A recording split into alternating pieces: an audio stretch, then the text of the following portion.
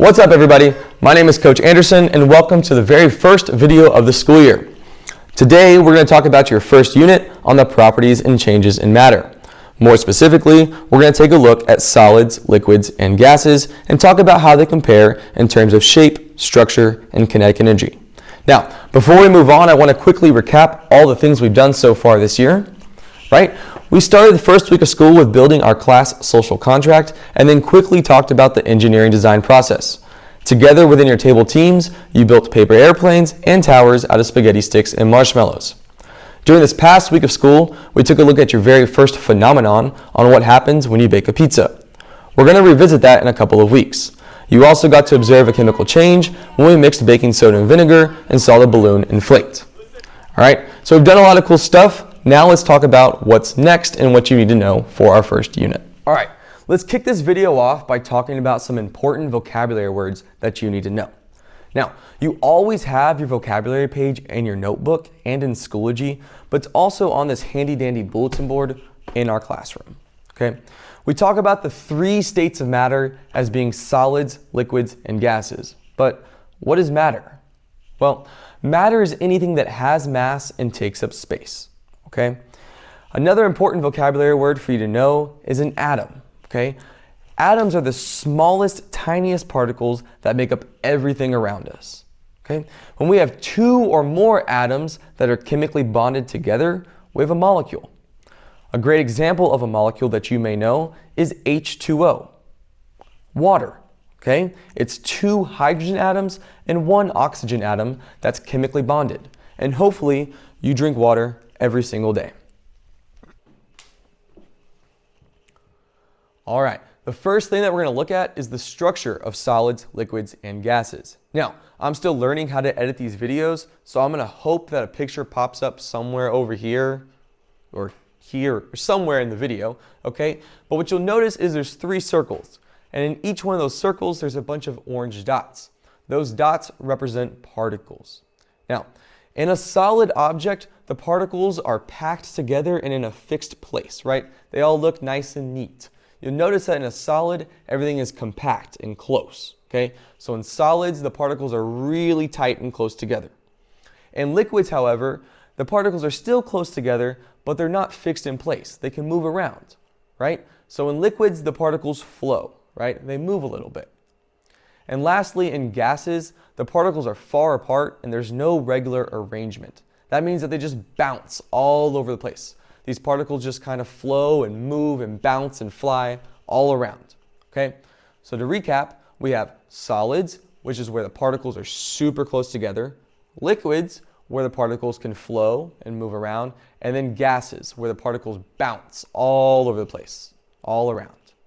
All right, real quick, let's go ahead and see if you understood anything I just said. Okay? So if you look at the picture right here, go ahead and do your best to match up the words solid, liquid, and gas. Okay? That means you need to pause the video, take about 5 to 10 seconds, and label where they go. All right? Pause the video. All right, you probably didn't pause the video, okay? But here's the answers. Here's what you need to know. All right? All right, let's go ahead and talk about the shapes and volumes of solids, liquids, and gases. Now, we talked about solids as being super tight and packed together, so that means that they have a definite shape and a definite volume, okay? That means that it's not changing. Those particles are so close that they have a definite shape and definite volume. Liquids, on the other hand, have a definite volume, but not definite shape. If we take a cup of water and we kind of move it around, all right, the volume is going to stay the same, but the shape is going to change. So liquids have a definite volume, but not a definite shape. Gases, because the particles are all over the place and far apart, don't have definite volume or definite shape. Okay? So they have indefinite volume and indefinite shape. All right? We'll talk more about that later on, but let's go ahead and look at all three of these together and compare their properties. All right. The challenge for you right now is to go ahead and fill in this table, which means you have to actually pause the video and think for a minute. I mean, I would like you to do that, but if not, I'm going to throw the answers up in just a second. But try to think, how would you fill in this table? What are the structures, shapes, and volumes of solids, liquids, and gases? Okay, go ahead and think for like 10 seconds, maybe 5, 4, 3, 2, 1. Okay, here's the answers. Go ahead and see how you did. All right, now we're going to talk about kinetic energy. What is kinetic energy? Well, it's the energy of movement or the energy of motion, okay? So if I'm running around or doing jumping jacks or whatever, right, I have kinetic energy. I'm moving. Now, in solids, we talked about how the particles are super close together. They're tightly packed. So these particles have very low kinetic energy, okay? The particles are just slowly vibrating in place. They're moving, but not moving very fast. So they have a low kinetic energy. Liquids, on the other hand, are flowing, okay? So liquids have medium kinetic energy. They're moving a little bit. They're flowing along. Gases, on the other hand, right, those particles are bouncing and going crazy, right? It's a dance move, okay? Right? The particles are just flying around all over the place, okay? So gases have high kinetic energy, okay? Those particles are all over the place, moving around super fast. So solids are super close together. They have low kinetic energy. The particles are just vibrating, very low kinetic energy. Liquids flow, medium kinetic energy. And then gases are just bouncing around, going crazy. They have high kinetic energy. All right, now let's say I'm just sitting down in class and taking notes, all right? If I'm not really moving around, all right, I'm kind of like a solid, okay? And solids have what? High, low, or medium kinetic energy. All right, solids have low kinetic energy. The solid particles just vibrate in place. They don't really move around. Now, liquids, on the other hand, have what type of kinetic energy? Okay, hopefully you said medium, all right? Liquids can kind of move around, okay? If I'm walking down the hall, going to my next class, all right, I have medium kinetic energy. Gases, on the other hand, have what type of kinetic energy?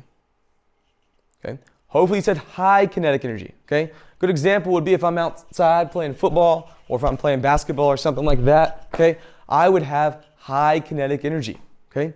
So if I'm sitting still, not really doing much, all right, I'm like a solid. I'm not moving around. I have a low kinetic energy. If I'm just walking nice and slow to class, all right, I'd have medium kinetic energy, like a liquid. And then if I'm outside playing basketball or running around, I would have high kinetic energy, just like gas particles. So hopefully you learned something about solids, liquids, and gases from this video.